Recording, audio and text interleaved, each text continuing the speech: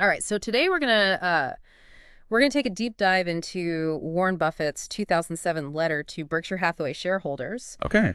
This one's particularly interesting, written just before the 2008 financial crisis hit. Oh, yeah. So talk about, seeing the writing on the wall. Yeah, it really is fascinating just to kind of go back and look at some of his insights. Right. And, they almost seem even more relevant now in retrospect. Exactly. Yeah. So before we get to the bubble bursting and all that, Sure. let's kind of set the stage here. What was the state of Berkshire Hathaway in 2007? Yeah. I mean, they must have been doing all right to weather that storm, right? Oh, absolutely. I mean, they posted an 11% growth in book value per share, Okay. which isn't bad, but the real kicker is that, their long-term compounded annual gain was 21.1% since Buffett took over. Wow. I mean, the S&P 500, didn't even come close. That's some serious outperformance. Yeah. But like you said, there were storm clouds gathering. What was Buffett saying about the housing market back then? Yeah, he was pretty clear about the dangers, I think. Yeah. One quote really comes to mind. He said, "It is interesting that the industry has invented new ways to lose money when the old ways seem to work just fine." Oh, yeah. And, he was really talking about all the risky lending practices Right. that were going on Right. to fuel the housing boom, and he knew it couldn't last. And then, of course, his analogy of the tide going out. I mean, Oh, yeah. think about it. Where were you when the crisis hit? Right. But he basically predicted that when the tide went out, we'd see who was swimming naked. Yeah, it's a powerful image. And it's, he was absolutely right. Yeah. I mean, all their shaky loans and institutions were exposed Yeah. when housing prices started to fall. All right, so he nailed the housing bubble prediction. Yeah. But this letter wasn't all, doom and gloom, right? No, I mean, he also talked about his investment strategies and how Berkshire was benefiting right now. yeah. Oh, yeah, absolutely. One of the things that really stood out to me is how Berkshire's focus had shifted. Okay. They weren't just, buying stocks anymore. Right. They were acquiring and growing entire businesses. So buying the whole, castle, not just a piece of the kingdom? Exactly. Yeah. What's a good example of that? Well, the acquisition of the Marmon Group, I think, is a great example. Okay. And what's interesting about that is it wasn't a hostile takeover. Right. They worked with the Pritzker family, and it was really a trust-based deal. Okay. Buffett's big on, a deal is a deal, Right. kind of philosophy. So acquiring companies, building trust along the way. Yeah. I mean, not just a corporate raider swooping in. Right. But I heard he had a few regrets when it came to deals, too. Oh, yeah. Well, he does mention, missing out on buying the Dallas-Fort Worth NBC station from his friend Tom Murphy. Yeah. I mean, who knows what that would be worth today? Hindsight's a funny thing. Right. And speaking of regrets, wasn't there a certain shoe company that didn't quite work out? Oh, yeah, Dexter Shoe. Dexter Shoe, yeah. Yeah, that one was a tough lesson. Yeah. Not only did the business itself flop, Right. but, using Berkshire stock to pay for it kind of compounded the error. Yeah. So how you pay for an acquisition matters Oh, yeah, absolutely. as much as what you're acquiring. Right. Using inflated stock Yeah. to buy an asset can really magnify your losses if things go south. Right. It's like, choosing between, a small piece of the Hope Diamond or owning a whole rhinestone. Right. Right. Right. Okay. So Yeah. we see how he buys companies. Yeah. But how does he decide what makes a truly great business Yeah. versus just a good one? Well, he's got this brilliant concept of economic moats, Okay. and it's all about finding businesses that have a built-in defense against competition. Okay. Think of it like a castle with a wide moat to protect it. Okay. Give me some examples. I'm a visual learner. Okay, we'll take Geico. Okay. They're a low-cost producer in the auto insurance market. Okay. That's their moat. Or look at Coca-Cola Right. with their global brand recognition. I mean, yeah. almost impossible to compete with that. Yeah. Those brands are practically untouchable. Yeah. What does he call the companies that don't have these strong moats? He calls those Roman candles. Okay. They might shine brightly for a short time, but they quickly fizzle out. Right. Because they lack that long-term competitive edge. And Buffett, of course, is all about the long game. Oh, yeah. Speaking of which, let's talk about one of his, all-time favorites.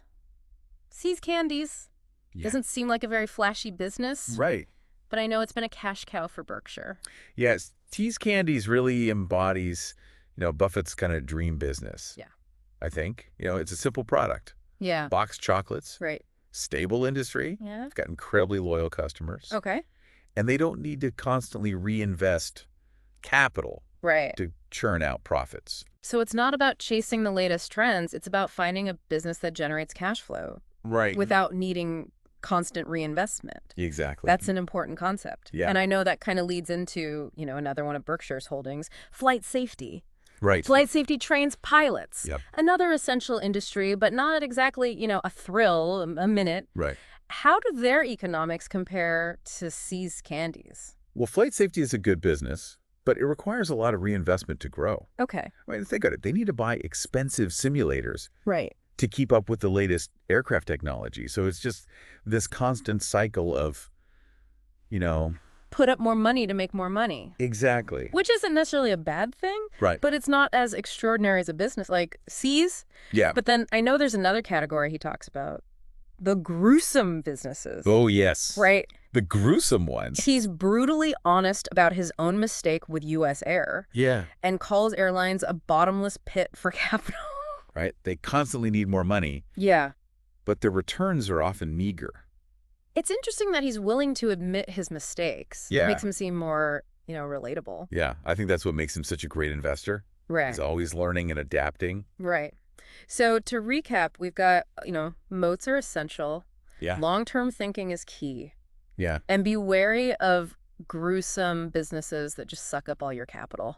Absolutely. Okay. And there's still so much more to unpack. Yeah. What do you say we explore the specific sectors of Berkshire's operating businesses? I'm game. I know Berkshire's got their hands in everything from insurance to utilities to manufacturing. Oh, yeah. It's a fascinating mix. It really is. And each sector has its own unique dynamics and, some pretty amazing success stories. Well, let's start with insurance. Okay. I have a feeling there are some great Buffett stories hidden there. Oh, yeah, definitely. You're right. Insurance is definitely a gold mine for Buffett stories, and it's a huge part of Berkshire's success, really.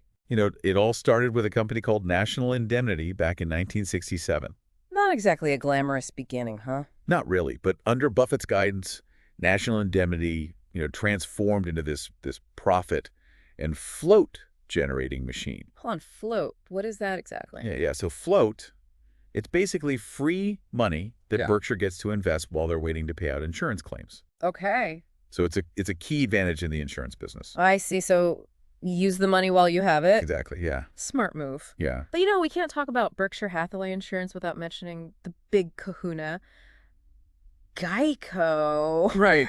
I mean, those gecko ads are everywhere. Yeah. What's their secret? Well, they're the classic example of, a business with a strong moat. Okay. Geico is the low-cost provider in the auto insurance market. Right. And they've just been incredibly successful at growing their market share. And that's thanks in large part to their longtime CEO, Tony Nicely. Oh, yeah. Right? He seems like a pretty remarkable guy. He really is. He joined Geico at 18. Wow. Worked his way all the way up to CEO. So, Wow. another example of, Buffett's belief in finding great managers and letting them run their businesses. Right. So from Gecko Insurance to what's next in their insurance empire? Well, there's a global reinsurance giant. Okay.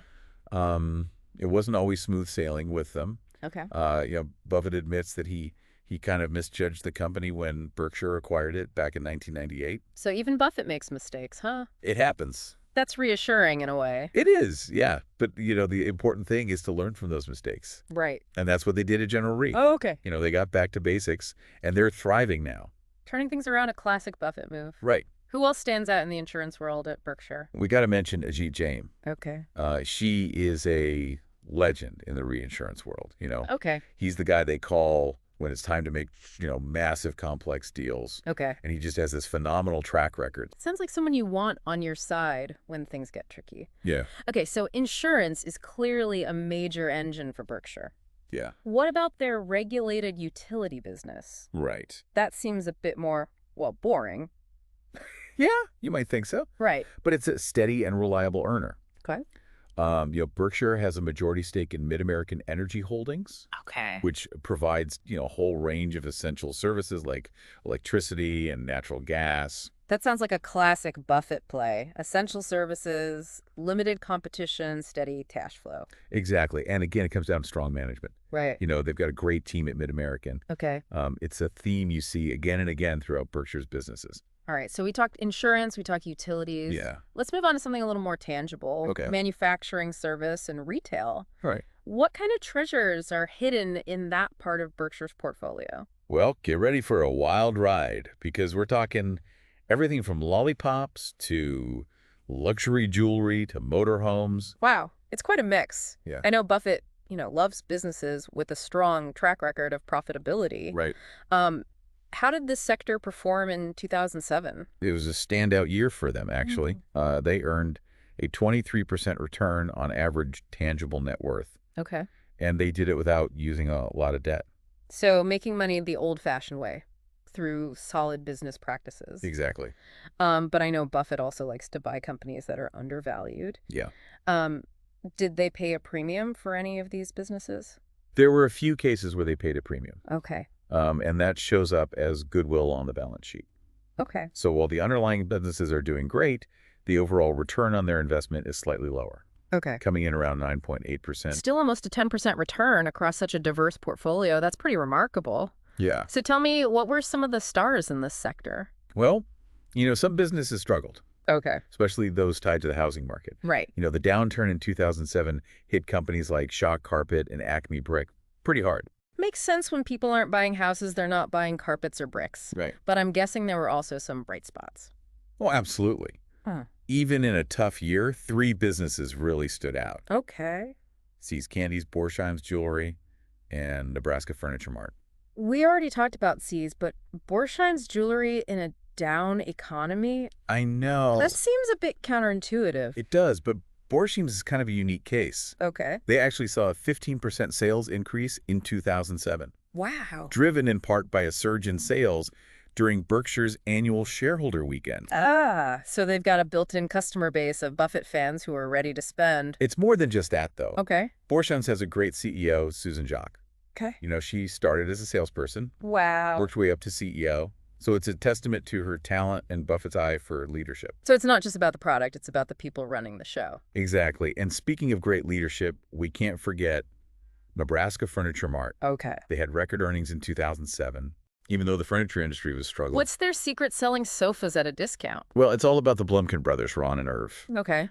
Buffett calls them remarkable businessmen and close personal friends. Right. They just have a knack for running a successful retail operation.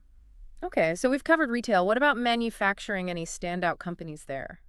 One that always impresses me is Iskar. Okay. They make those tiny, incredibly precise carbide cutting tools. Right? That are essential for manufacturing all sorts of things. Right, the tools that make the tools. Exactly. It sounds pretty niche. Yeah. But they've managed to grow incredibly fast. They initially manufactured these tools in Israel, Okay. but they recently opened a massive plant in China, Okay. closer to the source of the raw materials. Smart move, reduce transportation costs, Yeah. tap into a new market. Sounds like Iskar has a pretty sharp management team. They do, and their success highlights the importance of strategic thinking and adapting to changing market conditions.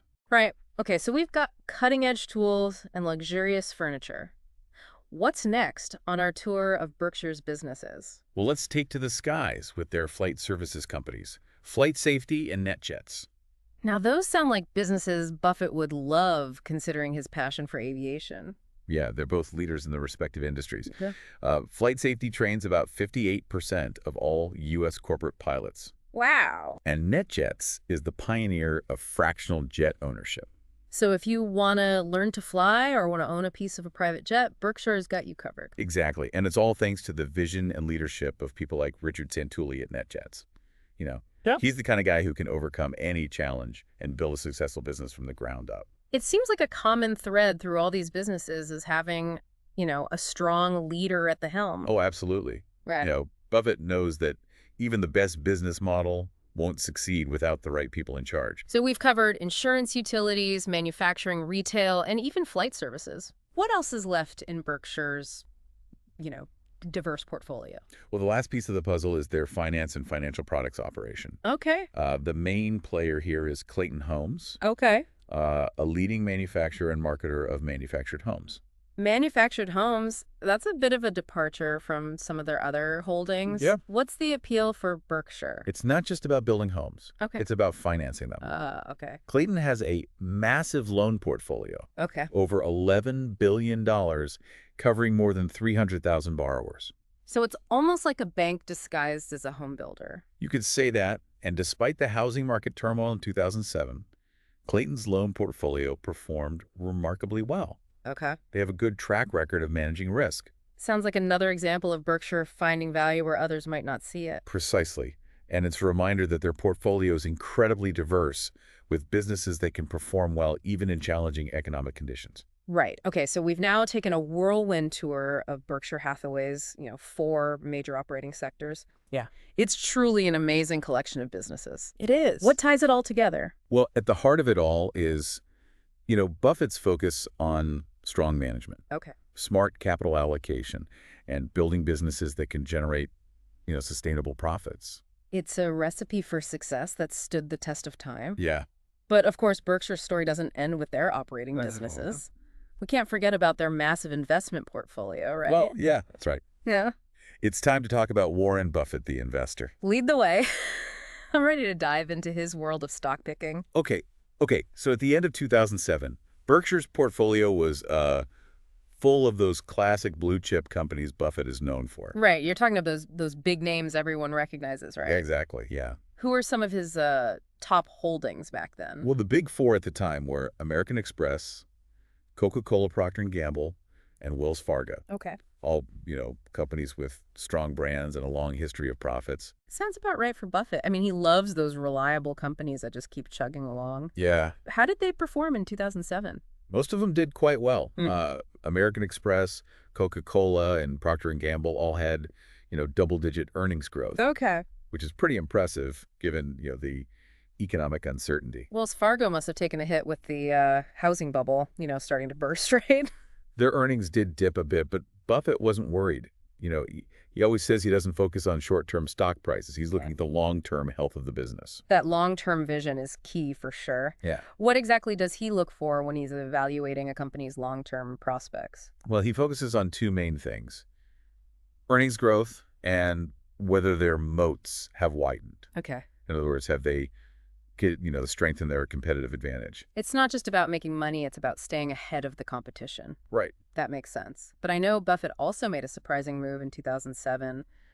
He sold his stake in PetroChina. That didn't seem like a typical Buffett move. Yeah, it's true. He usually buys and holds for the long haul. Right. But back in 2002 and 2003, he saw an opportunity in PetroChina. Okay. He bought a stake for a price that valued the whole company at around $37 billion. Okay. He believed it was worth much more. Talk about a bargain hunter. Yeah, So what happened? Did his gamble pay off? it did in a big way. Okay. By 2007, oil prices had surged, and PetroChina's value had skyrocketed to around $275 billion. Wow. So Buffett decided it was time to cash in. He sold his stake for $4 billion.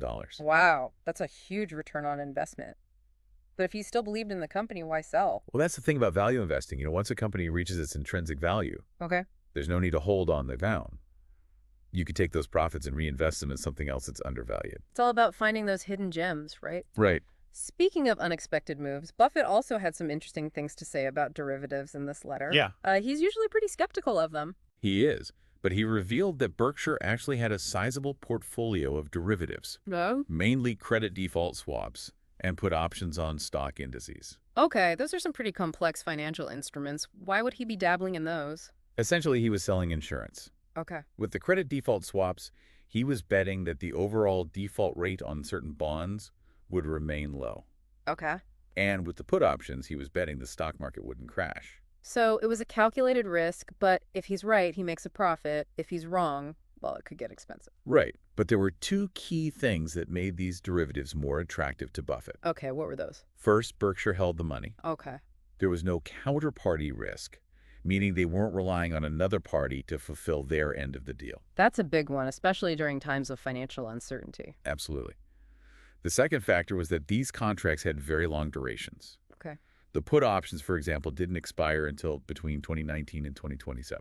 So plenty of time to ride out any short-term market fluctuations. It sounds like he knew what he was doing. Yeah, Okay, so we've covered Berkshire's operating businesses and their investment portfolio. right. What else was on Buffett's mind back in 2007? Well, I also spent some time discussing the weakening U.S. dollar and the growing trade deficit. Okay. These were, big concerns at the time. Right, and they're still relevant today. Yeah, they are. Yeah. It seems like we're always worrying about the dollar and the trade deficit. Right, so what was Buffett's take on those issues? He had a very practical and somewhat humorous perspective. Okay. He pointed out that Americans, simply love buying goods from other countries, perhaps a bit more than the rest of the world enjoys buying from us. It's hard to argue with that we're a nation of consumers. Yeah, and of course this leads to a trade deficit. We're sending billions of dollars overseas, and that puts downward pressure on the dollar. So a weaker dollar should theoretically make our exports more competitive, right? That's the idea. But Buffett pointed out that even as the dollar weakened, our trade deficit with some countries actually increased. It wasn't a simple fix. I guess economics is rarely simple. Right. But there were also concerns about foreign governments buying up American assets with all those dollars they were accumulating, right? There was a lot of anxiety about that. Yeah. But Buffett saw it as a natural consequence of the trade imbalance. Okay. If we're sending all those dollars overseas, they have to go somewhere. So instead of fearing it, he saw it as a natural part of the economic cycle. Interesting. Yeah, and he also cautioned against protectionist policies. Okay. He's always been a strong advocate for free trade. Makes sense. Trying to restrict trade often backfires. Right. Okay, so trade deficits, currency fluctuations, all very timely topics. Yeah. But I know Buffett also had some strong opinions about corporate accounting practices. He dedicated a good portion of the letter to critiquing what he saw as creative accounting practices. Okay. Particularly when it came to stock options and pension accounting. Okay, those are some pretty technical topics. Can you break those down for me? Sure. With stock options, he was critical of companies that granted them to employees without recording the expense on their income statements. Okay. It was a way to boost reported earnings without acknowledging the real cost to shareholders. Sounds a bit sneaky. Yeah, it was a big debate in the 90s. Okay. And Buffett was on the side of transparency.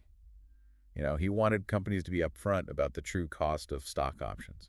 What about pension accounting? What were his concerns there? He was worried about the overly optimistic assumptions companies were using to calculate their pension expenses. Okay. They were assuming their pension assets would grow at a much faster rate than was realistic. So they were basically making their financial situation look better than it actually was. Exactly. And Buffett pointed out that this could have serious consequences down the road, as those rosy assumptions might not pan out. Right. He's always been a proponent of being realistic, even if it means facing some unpleasant truths.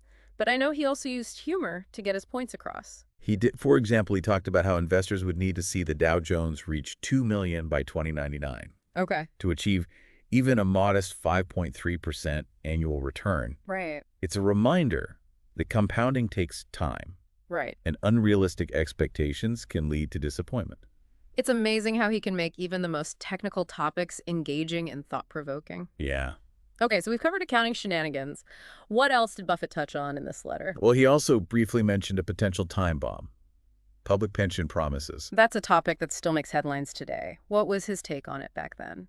He pointed out the growing gap between what politicians were promising in terms of retirement benefits for public employees and the actual funding of those pension plans. Yeah. It's a recipe for trouble.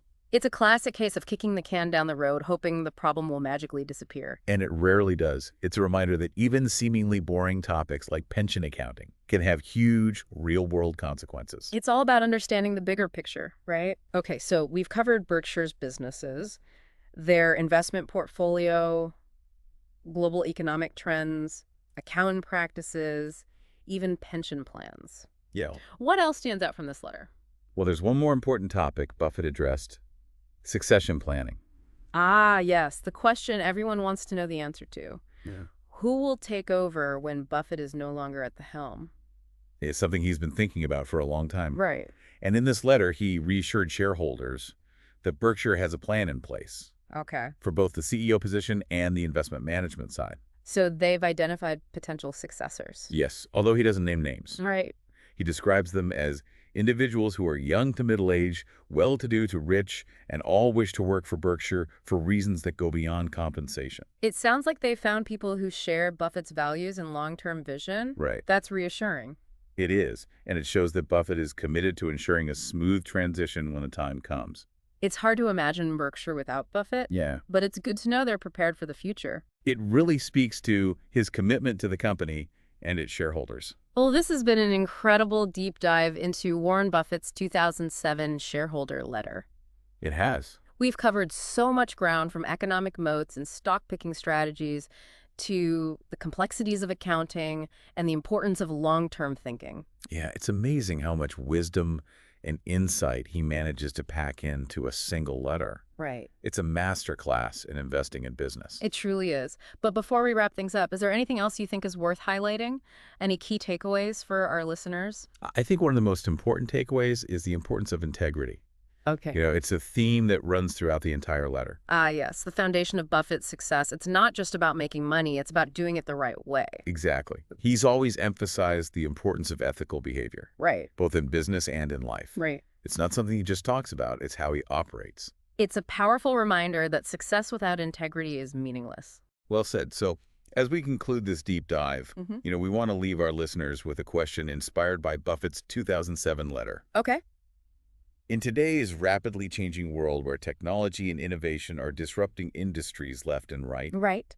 what companies or businesses do you think possess those enduring economic moats that Buffett values so highly? That's a great question. It's not just about looking at today's winners. Right. It's about identifying the companies that will adapt and thrive in the years to come. Exactly. Think about those companies that are not just riding the wave, but creating the wave. Right. Those are the ones that have the potential to be the next Berkshire Hathaway success story. Maybe one of our listeners will discover that next big thing. Yeah. But even if you don't become the next Warren Buffett, the lessons we've learned from this 2007 letter can help you make smarter decisions Absolutely. and navigate the complexities of the market. We've explored so much. The power of economic moats, the pitfalls of gruesome businesses, the importance of strong management, the need for long-term vision, and of course, the value of integrity. It's a treasure trove of wisdom that can benefit anyone regardless of their investing experience. So keep learning, keep questioning, and keep striving to become the best investors you can be. Thanks for joining us on this deep dive. Until next time, happy investing.